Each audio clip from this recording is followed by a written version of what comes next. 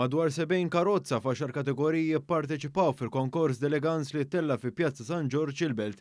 Fost l-attendenza numeruża għal bosta karozzi bistejjer rikki, dan il-konkors laqqa dilettanti tal-karozzi massidin.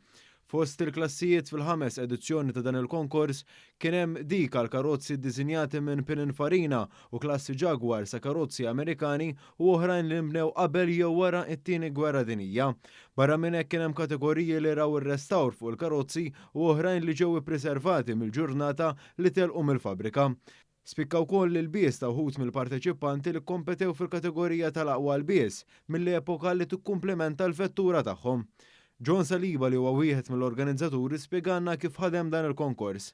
Il-karozzi ħajjiġġieldu għall-ewwel u t-tieni u tielet post bejniethom. Il-konkors huwa dan.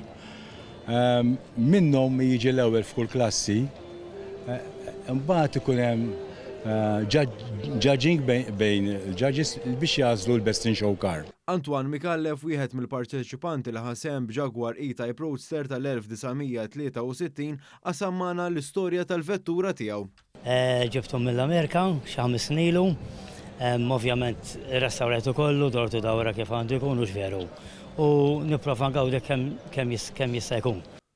Fost il-karozzi kien hemm ukoll Citroën traksjon Avant ta' Oliver Agius maħruġa fl-1939 li ġiet ippreservata minn żmien il-gwerra f'Pariġi qabel inġibet f'pajjiżna madwar 20 sena ilu. Ġibta minn Rambouillet, il-Pariġi.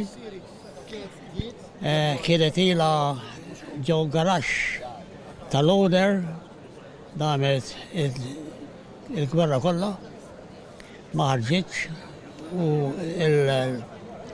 il-bajliċ li għadda hija l-oriġinali, kollox suppost oriġinali, all right, anki tires.